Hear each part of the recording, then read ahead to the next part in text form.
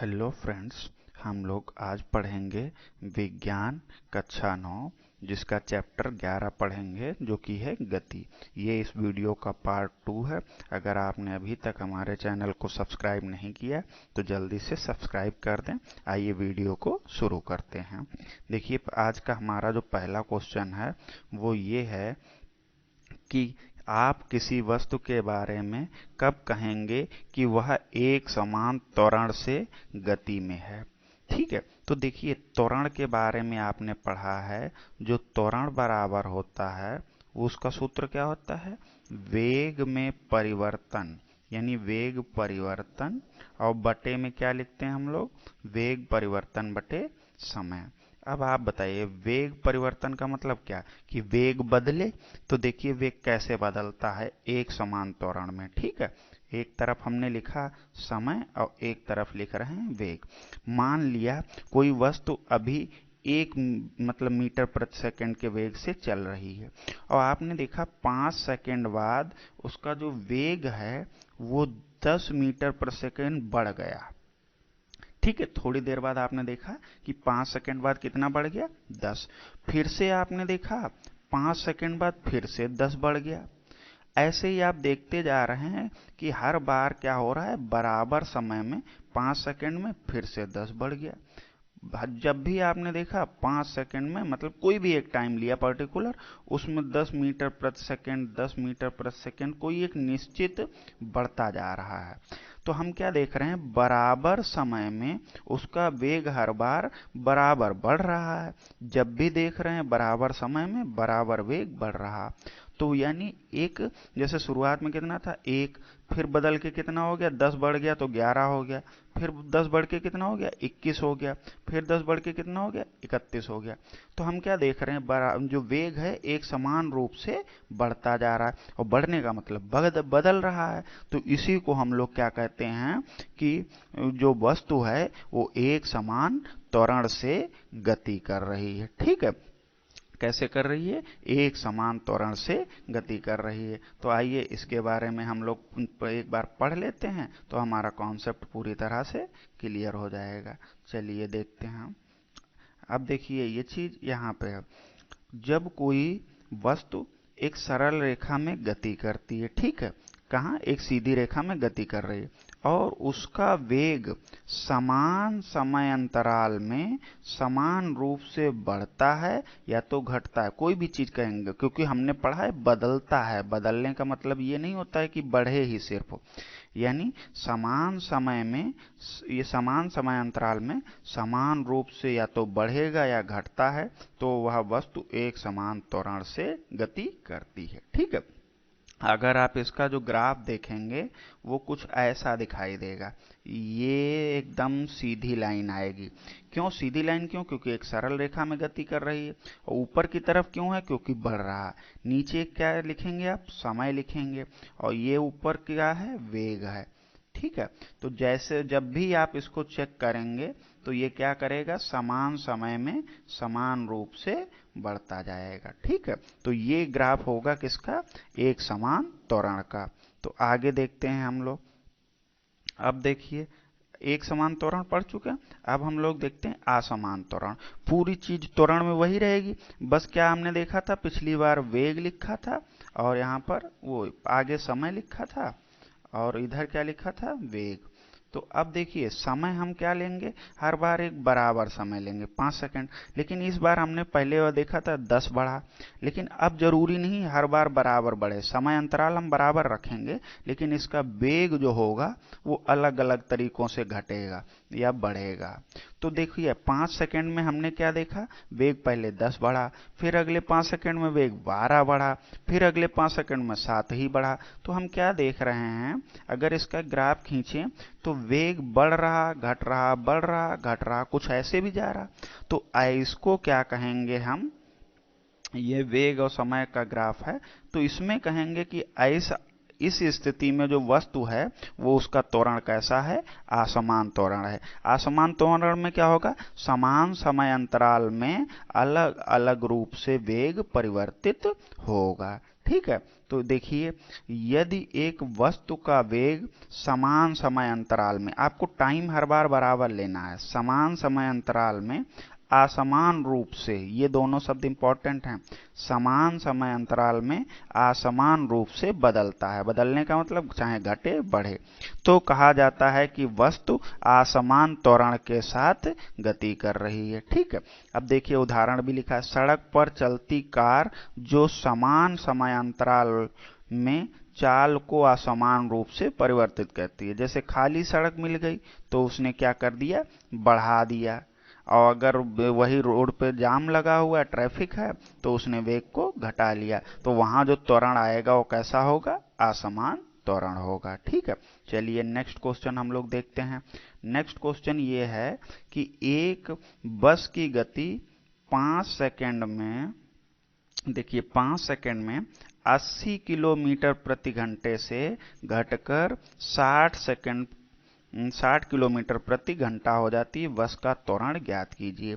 तो देखिए ध्यान से, बहुत आसानी से आपको समय कितना दिया गया है, समय कितना दिया गया है देख के बताइए, 5 सेकंड। ठीक है, यही तो है।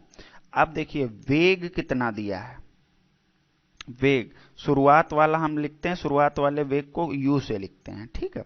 शुरुआत में वेग कितना था, 80, और ये देखिए किलोमीटर प्रति घंटा में दिया है, तो किलोमीटर प्रति घंटा को मीटर प्रति सेकंड में बदलने के लिए क्या करते हैं, 5/18 से गुणा करते हैं। तो ये हमारा प्रारंभिक वेग हो गया। अब बात करते हैं अंतिम वेग की। अंतिम वेग को किस अक्षर से लिखते हैं, v से। अंतिम वेग कितना हो जाता है, 60 रह जाता है। तो अब देखिए 60 यहाँ लिख दिया। इसमें भी क्या करेंगे बदलने के लिए, 5/18 से गुणा करेंगे। तो आप चाहें तो इनको हल भी कर सकते हैं, चाहें तो ऐसे भी छोड़ सकते हैं। ठीक है। तो क्या ज्ञात करना है, त्वरण। त्वरण को किस अक्षर से निकालते हैं, a से। ठीक है। और समय तो ये यहाँ t था ही, तो ऐसा कोई सूत्र है जिसमें a, v, u और t आते हो, तो हमने पढ़ा है, क्या पढ़ा है, v बराबर u प्लस a t, यही तो पढ़ा है, यही पढ़ा है ना। तो अब देखिए v का मान कितना दिया है, v का मान दिया है 60 गुणे में 5/18। ठीक। अब देखिए ये जो u है इधर आएगा तो माइनस का हो जाएगा ना, तो माइनस करके इधर एक ही लाइन में लिख रहे हैं। u का मान क्या है, 80 गुणे में 5/18। ठीक। और बराबर a तो हमको निकालना ही है, और t का मान कितना दिया, 5। अभी t को यहीं रहने दीजिए। ठीक। अब जल्दी से इसको एलसीएम लेके सॉल्व करिए। देखिए नीचे दोनों के सेम है तो 18 ही रहेगा। ठीक। चलिए चलिए जल्दी जल्दी से सॉल्व करते हैं। 60 पंचे कितना आएगा, 300 आएगा। ठीक। और 80 पंजे कितना, 40, यानी 400 आएगा। और इधर कितना आ गया, 5a, यही तो आएगा। चलिए अब देखिए जल्दी से हम लोग सॉल्व करते हैं। तो यहाँ आएगा 300 माइनस 400 यानी माइनस का 100, और बटे में कितना आएगा, 18, और बराबर में क्या आएगा, a और 5 या 5a, कुछ भी लिख सकते हैं।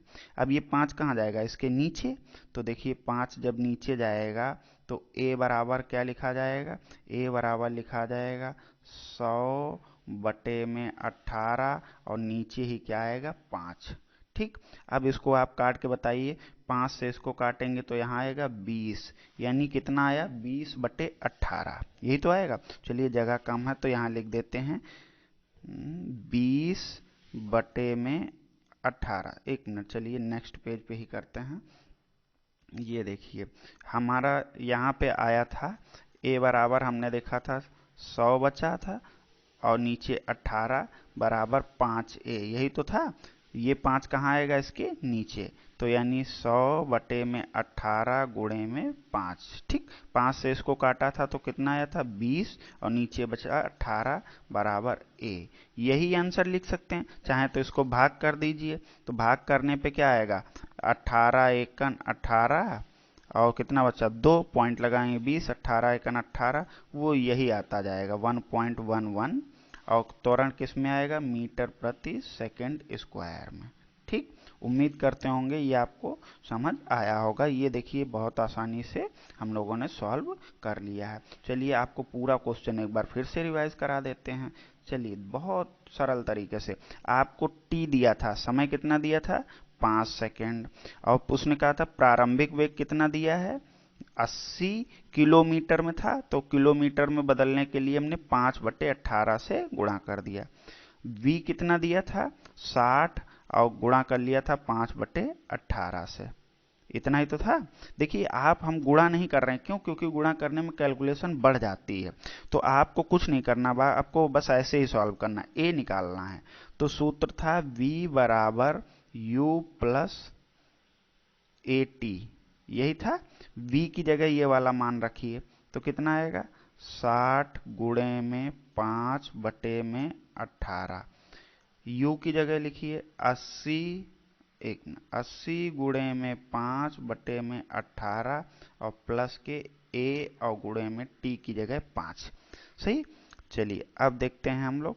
तो ये देखिए 60 पंजे कितना आ गया 300/18, ये इधर ला रहे हैं तो 80 पंजे कितना हुआ 400/18 बराबर इधर रह गया 5 और a।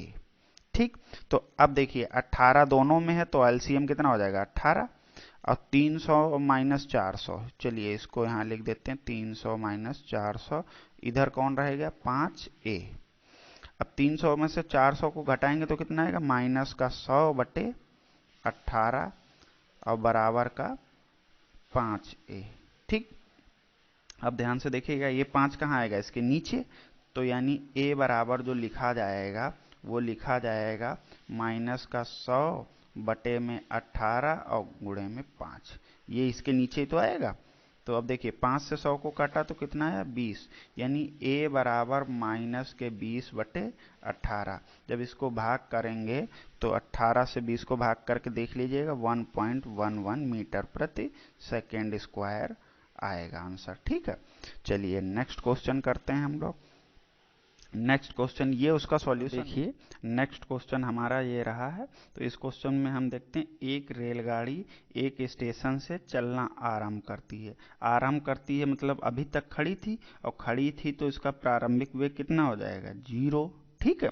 और एक समान त्वरण के साथ चलते हुए 10 मिनट में, समय कितना दिया है 10 मिनट। आप बताइए 10 मिनट दिया है, हमको तो सेकंड में लिखना है, तो 10 मिनट में कितने सेकंड, 1 मिनट में 60 होते हैं, तो 10 मिनट में कितने हो जाएंगे 600 सेकंड। ठीक है।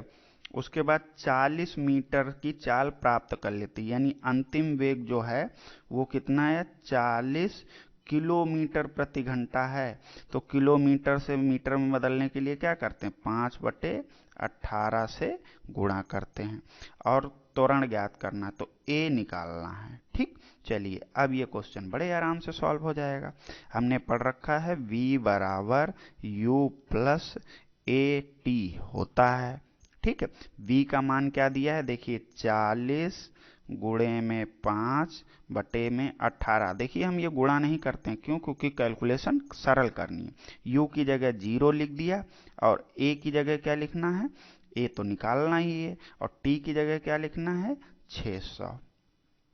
ठीक है। तो अब बताइए ये जो अगली लाइन में हम लिखेंगे तो वो यही तो लिखेंगे 40 गुणे में 5/18। देखिए 0 इसमें जोड़ने का कोई मतलब नहीं, तो ये 600 कहाँ आएगा डायरेक्ट इसके नीचे, तो यहाँ क्या लिख देंगे 600, और इधर सिर्फ रह जाएगा a। अब देखिए काटिए, 0 से ये 0 काट दिया, तो अब देखिए 4 एकन 4 और 15 चौके 60। चलिए जो बचा है वो लिखते हैं। ऊपर सिर्फ बचा है 5 और नीचे क्या बचा है 18, और यहाँ क्या बचा है ये 15। ठीक। अब चलिए इसको भी काटते हैं, तो 5 तियां 15, यानी ऊपर बचा है 1 और नीचे बचा है ये 18 और 3, तो लिख दीजिए 18 गुणा 3, तो 18 तियां 54, यानी 1/54। तो इसका जो आंसर आएगा, 1 को जब 54 से भाग करेंगे तो पॉइंट लगा दिया, तो यहाँ 10 हो गया, 0 बढ़ाएंगे तो यहाँ 100 हो गया, तो लगभग 0.01 के आसपास आंसर आएगा। ठीक है, त्वरण है तो किस में आएगा, मीटर प्रति सेकंड में। इसका आंसर भी आपको दिखा देते हैं। तो देखिए ये रहा इसका आंसर। प्रारंभिक वेग कितना होगा, 0 होगा। अंतिम वेग दिया है 40 मीटर प्रति सेकंड किलोमीटर, तो इसको मीटर में बदलेंगे तो देखिए गुणा आप इसको करेंगे तो हम लोगों ने लिखा था 40 गुणे में 5/18। ये देखिए ट्रिक है 5/18 से बदलना, बाकी आप डायरेक्ट पूरा लंबा प्रोसेस भी कर सकते हैं। तो इसको काटेंगे तो देखिए 40 से इसको काटेंगे तो कितना आया 20, और यहाँ बचेगा 9, और 20 पंजे कितना आएगा 100/9। तो वो काटने की कोई ज़रूरत नहीं, हम लोगों ने जो किया था। टी में 10 मिनट दिए हैं, 10 मिनट में सेकंड कितने होते हैं 600, वो लिख दिए। तो बस यही सूत्र है। हम लोगों ने सूत्र बनाया था b बराबर u प्लस ए टी, यही तो गति का पहला नियम था। इसी से u को इधर भेजेंगे तो माइनस में आ जाएगा, b माइनस यू बराबर a, और t कहाँ आएगा, नीचे आएगा।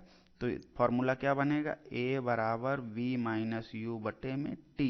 तो वो इन्होंने डायरेक्ट फार्मूला लगा दिया और उसी को हल करेंगे। तो आप इसको भी देख सकते हैं, पर जिस तरीके से हमने किया वही आंसर आपको ध्यान रखना। ठीक है, चलिए नेक्स्ट क्वेश्चन देखते हैं। बहुत अच्छा क्वेश्चन है। ये देखिए, किसी वस्तु के एक समान व असमान गति, ध्यान दीजिएगा, एक समान और असमान गति के लिए समय और दूरी का ग्राफ देखना है। ध्यान से, इंपॉर्टेंट है, ग्राफ इंपॉर्टेंट है बहुत। क्या करना है, एक अक्ष पे आपको समय लेना है, तो समय आपने यहाँ ले लिया, ठीक है, और दूसरे अक्ष पे क्या लेनी है, दूरी। ठीक, दूसरे अक्ष पे क्या ले लेनी है, दूरी। तो एक समान गति क्या होती, आप बताइए। एक समान हम लोग कई बार पढ़ चुके हैं। एक समान क्या होगी, दूरी देखनी है। ठीक है, तो क्या होना चाहिए, जो समय होगा वो आप कितना ले लेंगे, मान लिया, चलिए पहले यहाँ लेते हैं समय, और यहाँ पे क्या, दूरी।